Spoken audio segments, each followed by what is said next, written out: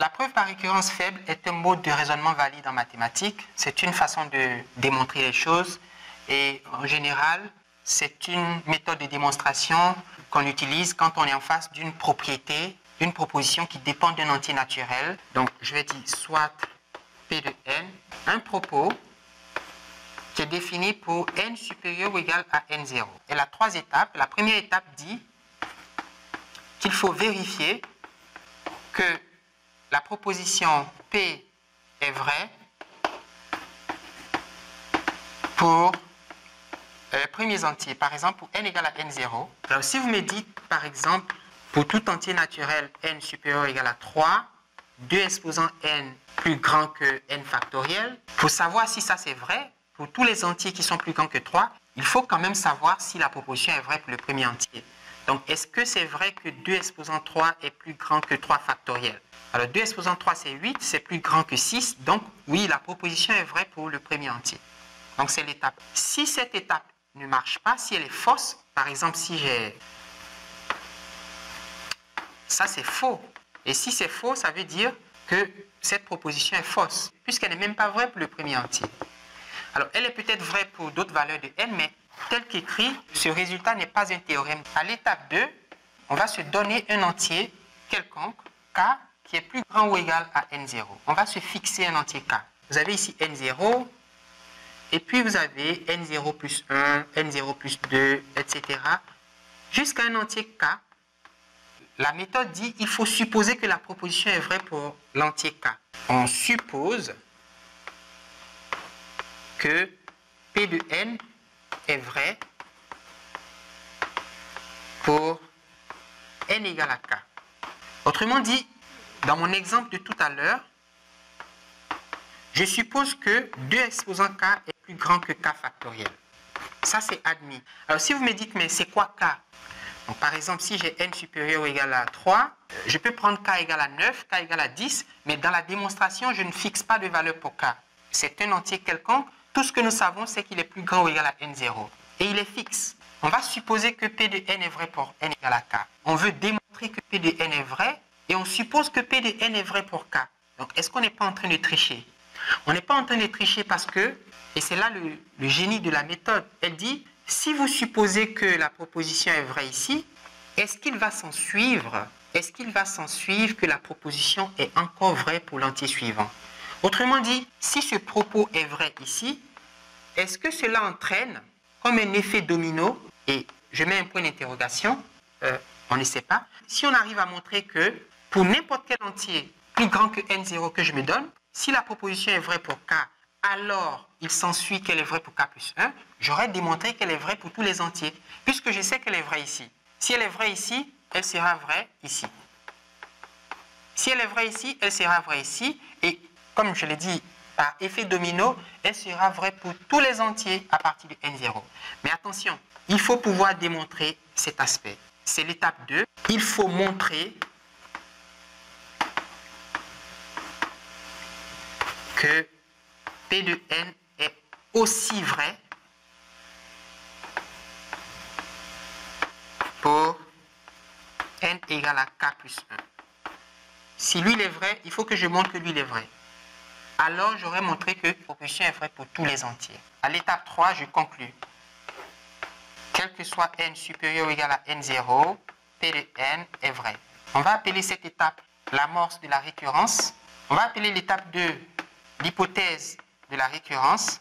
Et puis on va appeler l'étape 3 la conclusion ou l'hérédité de la propriété. Donc n est supérieur ou égal à 8 $.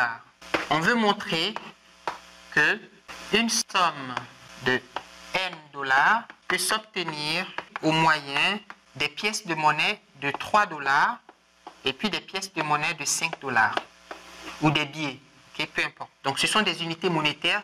J'ai un montant qui est plus grand que 8 $. Par exemple, j'ai 173 $. Je vais à la banque et je demande au banquier des pièces de 3 $ et de 5 $, mais uniquement, seulement. Voilà. Je ne veux pas de 1 $, je ne veux pas de 10 $, je ne veux pas de 20 $. Est-ce qu'il est possible de prendre un montant quelconque qui est plus grand que 8 $ et puis de le casser à la banque en des pièces de 3 $ et 5 $? Et ou 5 $?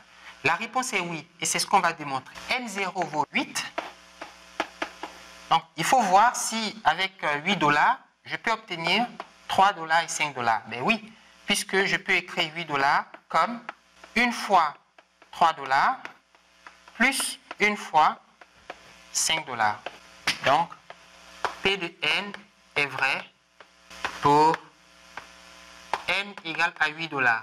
À l'étape 2, nous allons prendre un montant d'argent plus grand ou égal à 8 $. Donc, soit un montant d'argent K supérieur ou égal à 8 $. N'importe quoi. 200 $, 4000 $, mais on ne va pas lui donner une valeur. On va supposer dans l'imagination que on s'est donné un montant K. Et on va supposer que P de n est vrai pour K. On suppose que P de n est vrai pour n égale à K. Alors, qu'est-ce que ça veut dire? Ça veut dire que le montant K peut s'écrire comme A fois 3 $ plus B fois 5 $. Dire que la propriété est vraie pour l'entier K, c'est dire qu'avec un montant de K $, si je vais à la banque, le banquier peut me donner des pièces de 3 $ ou des billets de 3 $ et des billets de 5 $. Alors, B peut être égal à 0. Par exemple, si vous avez 15 qui est supérieur ou égal à 8, vous pouvez demander au banquier de vous donner 5 fois 3 $. Dans ce cas, B vaut 0. Donc, vous avez 0 fois 5 $. Vous pouvez faire l'inverse. Vous pouvez demander au banquier de vous donner 0 fois 3 $, mais avoir 3 fois 5 $. On veut montrer que P de n est aussi vrai ou est encore vrai pour n égale à K plus 1. Ça veut dire qu'on veut montrer que K plus 1 $ peut s'écrire comme une combinaison de 3 $ et 5 $. Alors voici la preuve. De deux choses l'une, avec le montant de K $, donc je pars de K $ et puis je dis que K $ s'écrit A fois 3 $ plus B fois 5 $. Supposez que B ne soit pas égal à 0. Si B n'est pas égal à 0, ça veut dire dans votre échange, vous avez des pièces ou des billets de 5 $. N'est-ce pas? Puisque B n'est pas égal à 0. Alors, le deuxième cas, on va supposer que B est égal à 0. Si B n'est pas égal à 0, on va écrire K $ comme A fois 3 $ plus, je vais écrire B moins 1 fois 5 $ plus 5 $. Vous développez, vous voyez que ça fois ça, moins ça fois ça plus ça, ça vous donne exactement, ça vous donne ça.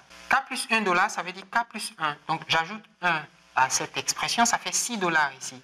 Donc j'ai A fois 3 $ plus 6 $ plus B moins 1 fois 5 $. Alors 6 $ c'est 2 fois 3 $, A plus 2 fois 3 $ plus B moins 1 fois 5 $.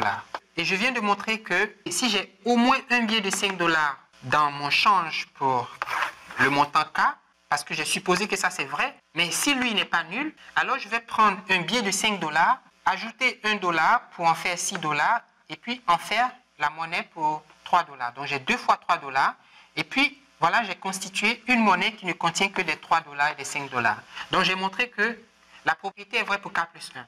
Mais attention, c'est vrai si B n'est pas nul. Et si B est égal à 0, est-ce que c'est encore vrai?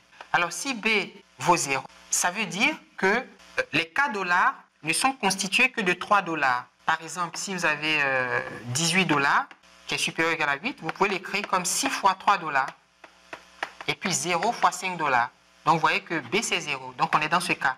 Est-ce que si j'ajoute 1 $, c'est-à-dire si je veux 19 $, est-ce que je peux encore en faire un échange avec des 3 $ et des 5 $? La réponse est oui. Pourquoi? Alors, d'abord, il faut remarquer que si B est nul, puisque K est supérieur ou égal à 8, il faut que K soit au moins égal à 9, puisqu'on doit avoir 3 fois quelque chose. D'accord? Donc, je peux avoir 3 fois 2, ça fait 6, mais il faut que ce soit plus grand que 8. 3 fois 3, ça fait 9. Donc, A est supérieur ou égal à 9. Donc, je vais écrire que K $, c'est A moins 3 fois 3 $ plus 9 $. Moins 9 plus 9, ça fait 0. Donc, je suis encore ici. Je suppose que B est égal à 0. Donc, ça, c'est la même chose que ça. Je veux K plus 1 $, donc je vais écrire K plus 1 c'est 9 plus 1, ça fait 10. Donc, ça fait A moins 3 fois 3 $, plus 10 $. Mais 10 $, c'est 5 fois 2 $. Donc, j'ai A moins 3 fois 3 $, plus 2 fois 5 $. Et voilà, j'ai trouvé une combinaison de 3 $ et 5 $ pour former un montant de K plus 1 $. Donc, j'ai montré que la propriété Pn est vraie pour K plus 1. Pour tout montant d'argent, tel que ce montant est supérieur à 8, si votre économie nationale admet des montants de 3 $ indivisibles et puis des montants de 5 $, des billets ou des pièces de monnaie, alors il est toujours possible de faire de la monnaie pour N $ à partir de ces deux unités monétaires.